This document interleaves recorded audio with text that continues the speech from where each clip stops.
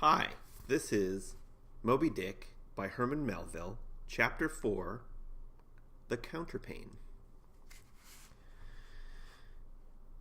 Upon waking next morning about daylight, I found Queequeg's arm thrown over me in the most loving and affectionate manner.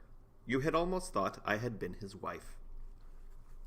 The counterpane was of patchwork, full of odd little party-colored squares and triangles, and this arm of his tattooed all over with an interminable Cretan labyrinth of a figure, no two parts of which were of one precise shade, owing, I suppose, to his keeping his arm at sea, unmethodically in sun and shade, his shirt sleeves irregularly rolled up at various times. This same arm of his, I say, looked for all the world like a strip of that same patchwork quilt.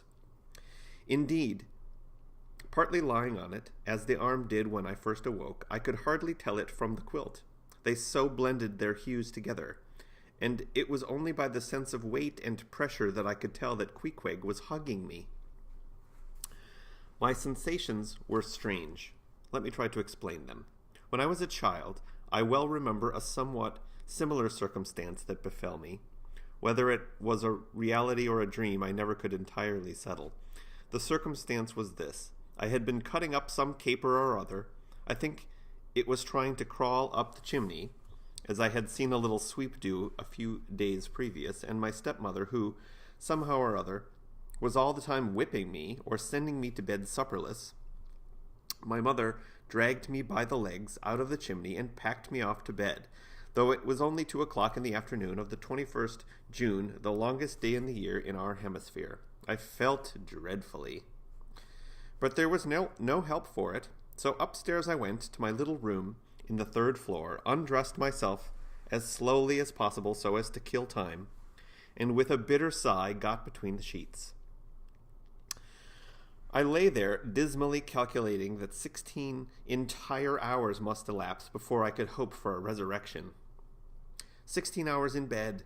The small of my back ached to think of it. And it was so light, too, the sun shining in at the window, and a great rattling of coaches in the streets, and the sound of gay voices all over the house. I felt worse and worse. At last I got up, dressed, and softly going down in my stockinged feet, sought out my stepmother, and suddenly threw myself at her feet, beseeching her as a particular favor to give me a good slippering for my misbehavior, anything indeed but condemning me to lie abed such an unendurable length of time. But she was the best and most conscientious of stepmothers, and back I had to go to my room. For several hours I lay there broad awake, feeling a great deal worse than I have ever done since, even from the greatest subsequent misfortunes. At last I must have fallen into a troubled nightmare of a doze, and slowly waking from it, half steeped in dreams, I opened my eyes, and the before sunlit room was now wrapped in outer darkness. Instantly I felt a shock running through all my frame. Nothing was to be seen, and nothing was to be heard, but a supernatural hand seemed placed in mine. My arm hung over the counterpane, and the nameless, unimaginable, silent form or phantom to which the hand belonged seemed closely seated by my bedside. For what seemed ages piled on ages, I lay there, frozen with the most awful fears, not daring to drag away my hand, yet ever thinking that if I could but stir it 1 single inch, the horrid spell would be broken. I knew not how this consciousness at last glided away from me, but waking in the morning, I shudderingly remembered it all, and for days and weeks and months afterwards, I lost myself in confounding attempts to explain the mystery. Nay, to this very hour I often puzzle myself with it. Now, take away the awful fear, and my sensations at feeling the supernatural hand in mine were very similar, in their strangeness, to those which I experienced on waking up and seeing Queequeg's pagan arm thrown round me. But at length all the past night's events soberly recurred, one by one, in fixed reality, and then I lay only alive to the comical predicament. For though I tried to move his arm, unlock his bridegroom clasp, yet, sleeping as he was, he still hugged me tightly, as though naught but death should part us twain. I now strove to rouse him. "Queequeg!" But his only answer was a snore. I then rolled over my neck, feeling as if it were in a horse collar, and suddenly felt a slight scratch. Throwing aside the counterpane, there lay the tomahawk sleeping by the savage's side, as if it were a hatchet-faced baby. A pretty pickle, truly, thought I, a bed here in a strange house, in the broad day, with a cannibal and a tomahawk. "Queequeg! In the name of goodness, Queequeg, wake!"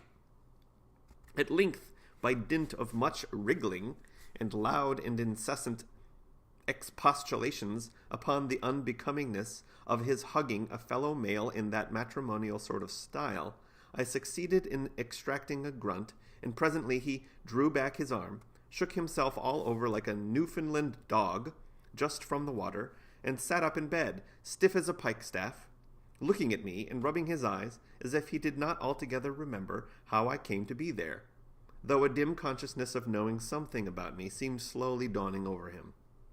Meanwhile, I lay quietly eyeing him, having no serious misgivings now, and bent upon narrowly observing so curious a creature. When at last his mind seemed made up touching the character of his bedfellow, and he became, as it were, reconciled to the fact, he jumped out upon the floor, and by certain signs and sounds gave me to understand that, if it pleased me, he would dress first, and then leave me to dress afterwards, leaving the whole apartment to myself. Thinks I, Queequeg, under the circumstances, this is a very civilized overture, but the truth is, these savages have an innate sense of delicacy. Say what you will, it is marvelous how essentially polite they are. I pay this particular compliment to Queequeg, because he treated me with so much civility and consideration, while I was guilty of great rudeness, staring at him from the bed, and watching all his toilette motions, for the time, my curiosity getting the better of my breeding. Nevertheless, a man like Queequeg, you don't see every day. He and his ways were well worth unusual regarding.